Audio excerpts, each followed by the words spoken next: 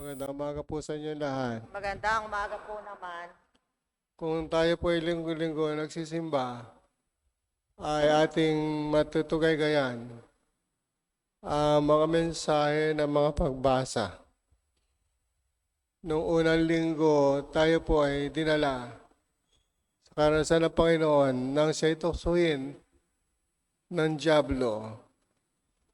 At sa bandang uli, sinabi ng Panginoon, lumayas ka, Satanas.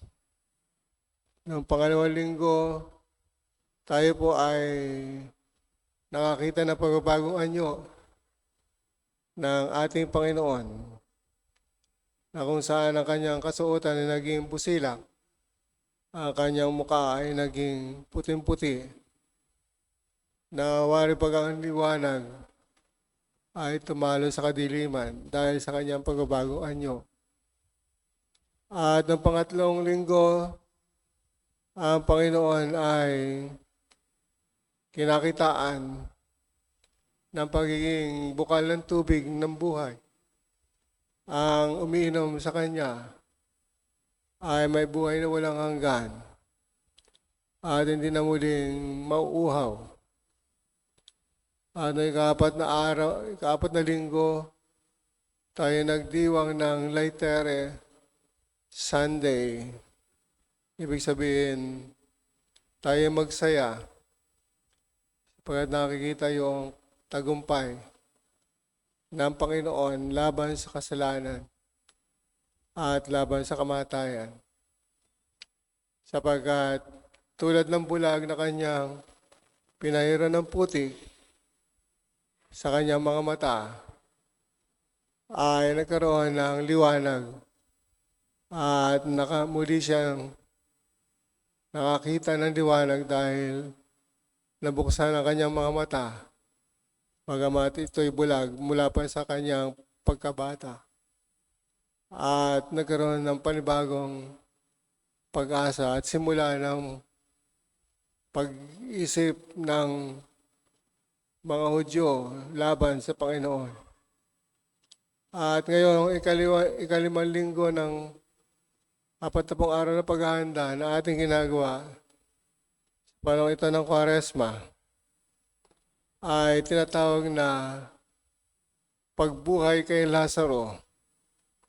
Sino ba si Lazaro? Si Lazaro po ay kapatid nila Marta at Maria na best friend ng ating Panginoon. Sapagkat sila ay malapit sa ating Panginoon at ang Panginoon din ay malapit sa kanila.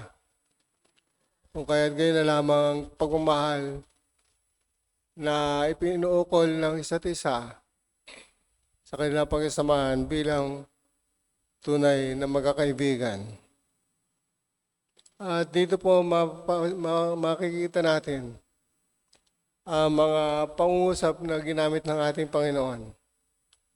Sinabi na Jesus, ako ang muling pagkabuhay at ang buhay. Ang nananalig sa akin kahit mamatay ay muling mabubuhay. Sino mang nabubuhay at nananalig sa akin ay hindi mamamatay kailanman. Pagamat malungkot ang kamatayan ni Lazaro, walibagang si Marta ay naninisi dahil hindi kaagad dumating ang Panginoon. Sinabi ni Marta, Panginoon, kung kayo lamang po ay narito, hindi sana namatay ang aking kapatid. Walibagang ando doon yung kanyang pagtatampo sapagkat namatay nang wala si Jesus sa kanilang piling. Ngunit sinabi ng Panginoon na kung ikaw ay mananalig sa akin, ay muling mabubuhay ang iyong kapatid. At ito nga ginawa ng ating Panginoon.